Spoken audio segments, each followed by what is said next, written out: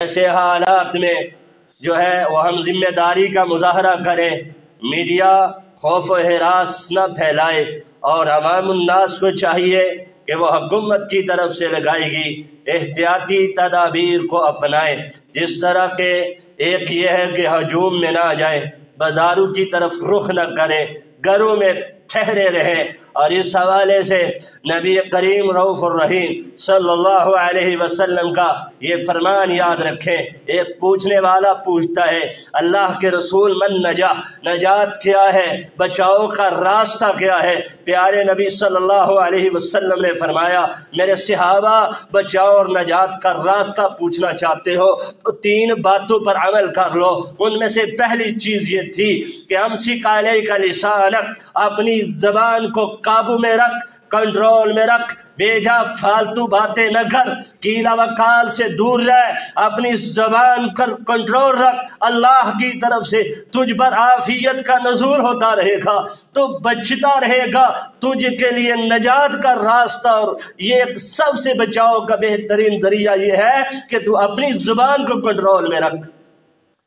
پھر آپ نے فرمایا تھا کہ اپنے آپ کو گھر کے اندر محفوظ رکھ، محدود رکھ، اپنے آپ کو گھر کے اندر ٹھہرائے رکھ، اس میں ہی تیری بچاؤ اور نجات کا راستہ ہے۔ وَابْكِ عَلَى خَطِيئَتِكَ، اور تیسری چیز یہ بیان فرمائی تھی کہ اپنی غلطیوں اور گناہوں پر کثرت سے آنسو بہا، اپنے گناہوں پر رو، مالک کے سامنے شرمندہ اور تائب ہو کے کھڑا ہو جا، اس مالک کے سامنے اپنے گناہوں کی توبہ کر۔ اور یقیناً اس وقت پوری دنیا لاک ڈاؤن کی کیفیت میں ہے، کرفیو اقتدا لگا ہوا ہے۔ ایسے حالات میں ہمیں نبی کریم رؤوف الرحیم صلی اللہ علیہ وسلم کی یہ حدیث مبارکہ اپنے ذہنوں میں رکھنی چاہیے کہ اپنی زبان کو کنٹرول رکھ، اپنے آپ کو گھر تک محدود کر، اپنے گناہوں سے توبہ کر۔ یقیناً ان حالات میں وہ اپنی زبان پر کنٹرول رکھ۔ میں اس موقع پر نمائندہ جو میڈیا کے نمائندہ ہیں، جو ہمارے بھائی سوشل میڈیا استعمال کرتے ہیں، وہ اپنی زبانوں کو استعمال میں لاتے ہوئے جو سٹیٹس دیتے ہیں، عوام الناس میں خوف و ہراس پیدا کرتے ہیں، انہیں نبی کریم صلی اللہ علیہ وسلم کے اس فرمان کے مطابق اپنے آپ کو محتاط کرنا ہوگا۔ اور لاک ڈاؤن کی صورت میں ہمیں اپنے پیغمبر کائنات کی حدیث پہ عمل کرتے ہوئے دنیا کی حکومتوں کے پیش نظر نہیں، نبی رؤوف الرحیم کے حکم سمجھ کر اپنے آپ کو گھروں میں پابند کر لو، گھر کے اندر زیادہ وقت گزارو، قرآن کی تلاوت کرو، نوافل پڑھو، اللہ کے حضور سجدہ ریز ہو جاؤ، اپنے اللہ کے حضور آنسو بہاؤ، گڑ گڑاؤ، رات کی تنہائیوں کے اندر تہجد کی نماز پڑھو، اپنے رب العالمین سے معافی مانگو۔ اے اللہ، ہم ناتواں کمزور ہیں، تو ہی اس پوری دنیا کا نظام چلانے والا ہے، تو قادر و قدیر ہے، ہمیں معاف فرما، ہم کمزور ہیں، ہم ضعیف ہیں، تو ہمیں معاف فرما۔ یقیناً اللہ اپنے بندوں کو مخاطب کر کے یہ بات ارشاد فرماتا ہے، یا عبادی الذین اسرفوا علی انفسہم لا تقنطوا من رحمت اللہ، اے میرے وہ بندو کہ جنہوں نے اپنے نفسوں پر ظلم کر لیے ہیں، وہ میری رحمت سے نا امید نہ ہو۔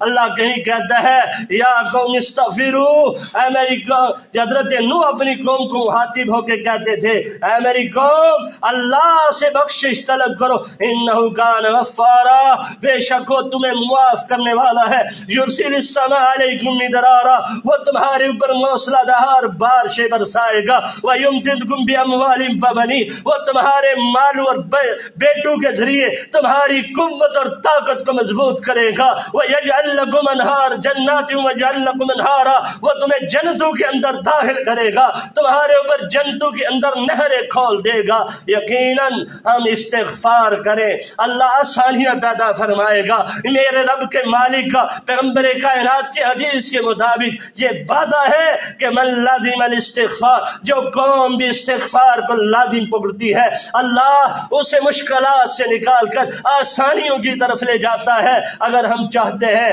ان حالات میں جب ہر طرف نفسا نفسی کی کیفیت ہے، وہ محشر کا میدان پتہ نہیں کب لگنا ہے، یہ دنیا کے اندر ایک محشر کے میدان جیسا سما ہے، اور آج اللہ رب العالمین کے قرآن کی آیت ہمارے ذہنوں میں گونج رہی ہے، لمن الملک اليوم، آج کس کی بادشاہت ہے؟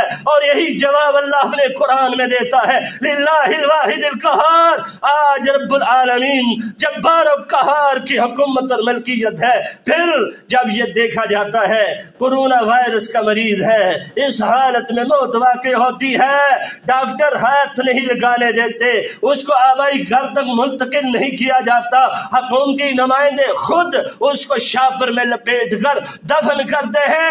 پھر قرآن مجید کی یہ آیت قیامت کا نقشہ پیش کرتی ہے، یومئذ یفر من اخیہ وامہ وابیہ وصاحبتہ، یہ سارا منظر قیامت کا کہ وہ اپنی ماں سے بھاگے گا، اپنے بھائی سے بھاگے گا، اپنے والد سے بھاگے گا، اپنے بیٹوں سے بھاگے گا، یومئذ شأن یغنی، اس دن ہر شخص کی اپنی ایک الگ کیفیت ہوگی، حالت ہوگی۔ اللہ یہ دنیا کا نقشہ ہے، محشر کا نقشہ اس سے بھی کئی خوفناک ہے۔ ان زلزلۃ الساعۃ یوم عظیم، لوگوں یاد رکھو ابھی قیامت برپا نہیں ہوئی، یہ قیامت کے آثار میں سے ایک اثر ہمارے سامنے ظاہر ہوا۔ ذرا یہ سوچو کہ وہ قیامت کا دردناک ہولناک منظر کیسا ہوگا۔ ایسے حالات میں ہمیں کثرت سے توبہ استغفار کرتے ہوئے اپنے اعمال پر نظر ثانی کرنے کے ساتھ ساتھ اپنا عقیدہ درست کرنا چاہیے۔ یہ بیماری اللہ کی طرف سے ہے اور اس کو دور کرنے والا بھی اللہ ہے۔ پوری کائنات مل کر ہمیں کوئی نقصان پہنچانا چاہے نہیں پہنچا سکتی، مگر اتنا ہی جتنا خالق کائنات نے میرے اور آپ کے مقدر میں لکھ دیا، پوری کائنات مل کے فائدہ پہنچانا چاہے نہیں پہنچا سکتی، مگر اتنا ہی جتنا خالق کائنات نے میرے اور آپ کے مقدر میں لکھ دیا۔ یہ حدیث پیغمبر کائنات کی میں نے آپ کے سامنے مفہوم رکھا ہے۔ نمبر 2، یاد رکھو موت ہر حال میں آ جانی ہے۔ میں نے کل جنازے کے موقع پہ بھی کہا تھا، اینما یدرککم الموت ولو کنتم فی بروج مشیدہ، یہ موت ہر حال میں آ کے رہے گی، بھاگ کے تو دکھاؤ نہیں بھاگ سکتے، لہٰذا یہ اجل فیصلہ ہے، موت سے ڈرنا نہیں، کیونکہ آنی ہر حال میں ہے، کورونا سے آئے یا ویسے آئے موت میں آ کے رہنا ہے۔ لیکن اس کا یہ ہرگز مطلب نہیں کہ آپ احتیاط نہ کریں، علاج سے بہتر احتیاط ہے، اور دین شریعت ہمیں احتیاط کا بھی کہتی ہے، جس طرح کہ پیغمبر کائنات صلی اللہ علیہ وسلم نے فرمایا، تفر من المجذوم، تم مجذوم کوڑی سے ایسے بھاگو، کما تفر من الاسد، جس طرح تم شیر کو دیکھ کے بھاگ نکلتے ہو۔ یہ دین اسلام شرع ہمیں احتیاط کا بھی کہتی ہے۔ نمبر 3، ان مشکل حالات میں کئی دیہڑی دار مزدور بھی تھے، کئی ایسے لوگ بھی تھے کہ جن کی مدد کرنی چاہیے، اور کسی کو آپ ماسک دے کر مدد کر سکتے ہیں کیجئے، کسی کو اچھا مشورہ دے کر اس کی مدد کر سکتے ہیں تو کیجئے، کسی دیہڑی دار مزدور کے گھر میں راشن پہنچا کر مدد کر سکتے ہیں تو کیجئے۔ یاد رکھیے اللہ کے پیغمبر نے فرمایا، من نفس من قربت من قرب الدنیا، جو بندہ کسی بھی بندے کی دنیا کی پریشانیوں میں سے کوئی پریشانی دور کرے گا، اللہ کل قیامت کے دن جب میدان محشر برپا ہوگا اس کی پریشانیوں کو دور کرے گا۔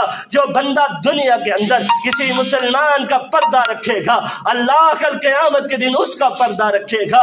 جو بندہ دنیا کے اندر کسی بھائی کی مدد میں لگا رہتا ہے، اللہ اس کی مدد میں لگا رہتا ہے۔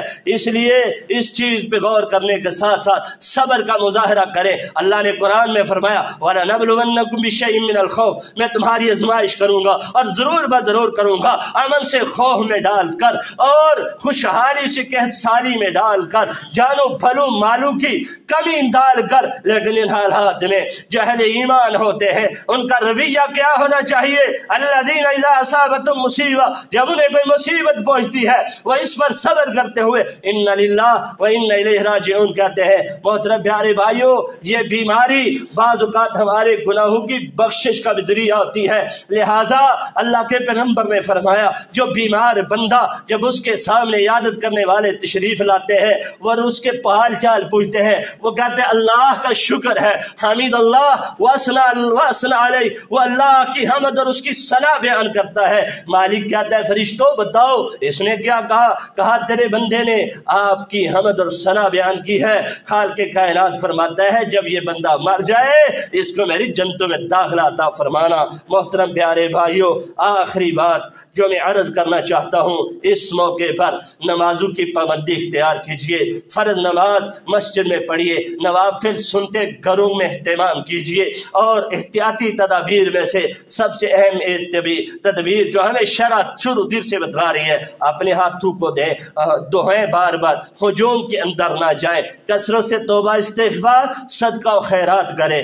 इंशाअल्लाह अल्लाह हमसे ये मुसीबत दूर करेगा। वमा तौफीकी इल्ला बिल्लाह अलैहि तवक्कलतु इलैहि उनीब।